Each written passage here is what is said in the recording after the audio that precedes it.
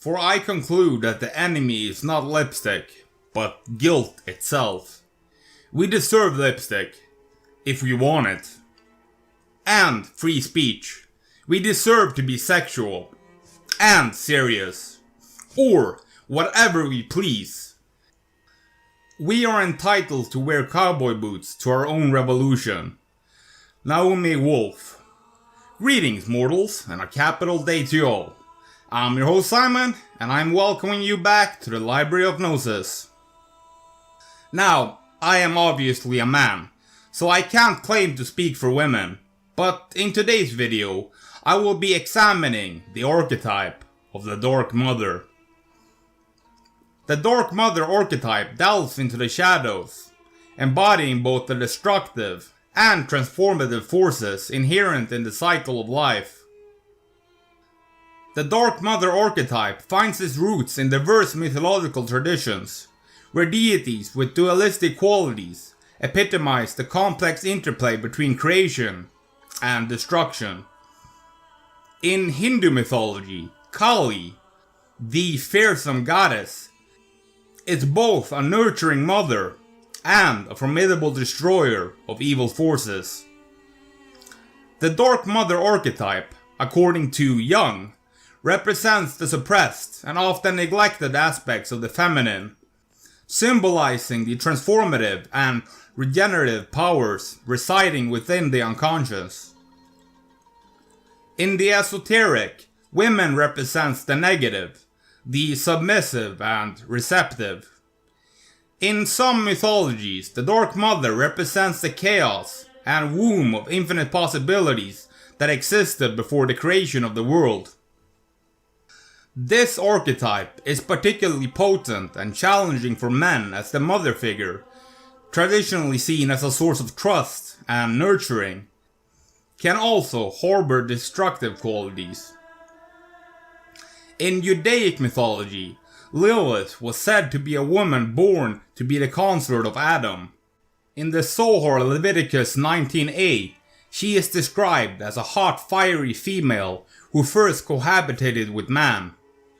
In Hebrew language texts, the term Lilith is translated as night creatures, night monster, night hag, or screech owl. First occurs in a list of animals in Isaiah 34. Commentators and interpreters often envision the figure of Lilith as a dangerous demon of the night, who is sexually wanton, and who steals babies in the darkness. She denied Adam and did not want to be submissive to him. This led to her being cast out of the Garden of Eden, and she eventually became a demon. The influence of the Dark Mother is akin to poison. It slowly corrupts and drains the life out of its victim. This can be seen in actual reality in the fact that poison is more popular among women killers than it is among men.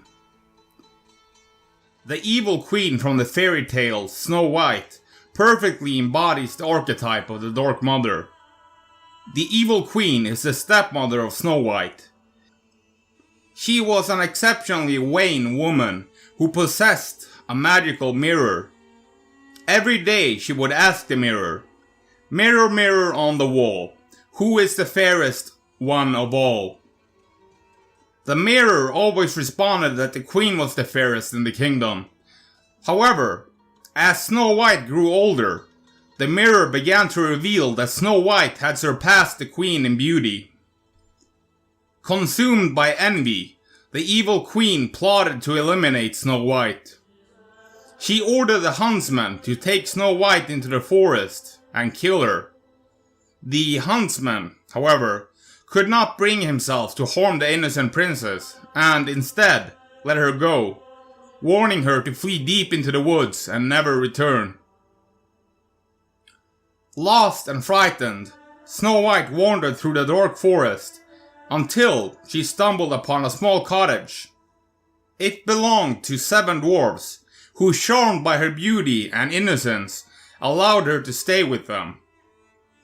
Meanwhile, the evil queen discovered that Snow White was still alive and decided to take matters into her own hands. The queen used dark magic to transform herself into an old hag, and tricked Snow White into biting into a poisoned apple. The poison caused Snow White to fall into a deep, death-like sleep. This story perfectly encapsulates the archetype of the Dark Mother, from beauty, vanity, and envy, to the appearance of a hag and the use of poison as a weapon. The archetype of the Dark Mother seems to be the archetype that modern feminism has adopted. The strong, independent woman who don't need no man. Many theistic Satanists consider Lilith a goddess. She is considered a goddess of independence by Satanists, and is often worshipped by women. But women are not the only people who worship her. Lilith is popular among theistic Satanists because of her association with Satan. Some Satanists believe that she is the wife of Satan, and thus think of her as a mother figure. Others base their reverence for her on her history as a succubus, and praise her as a sex goddess. In folklore, the succubus has a strong link with the archetype of the Dark Mother. According to religious tradition, a succubus needs semen to survive. Repeated sexual activity with a succubus will result in a bond being formed between the succubus and the man. And a succubus cannot drain or harm the man with whom she is having intercourse. In modern representations, a succubus is often depicted as a beautiful seductress or enchantress, rather than as demonic or frightening. The subject of sexual allure is strongly linked to the archetype of the Dark Mother. Sexuality used to manipulate and control others. Sexual liberation is of course a big part of the modern feminist ideology. Women have come to the conclusion that they don't need men. The role of men in modern society has instead been taken over by the government, who provides for women. Daddy government, as they say. Are men supposed to support women? I don't know the answer to that. But throughout history, it has always been the men that were the breadwinners, while women were the caretakers of children and the home. In the modern day, we refer to this as a trad wife. I can't speak for women, and I don't know what will make them the happiest. But it seems that modern feminism has not made women any happier. Are women supposed to compete with men?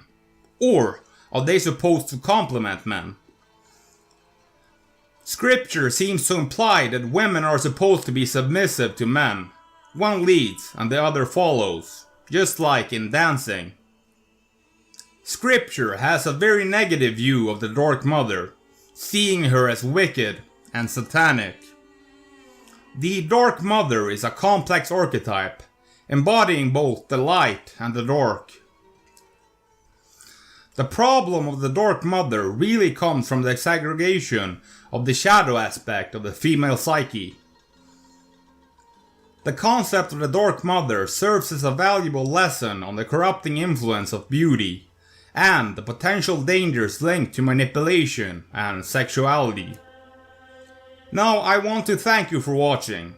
If you made it this far and you enjoy the content, then please consider becoming a member of my Patreon.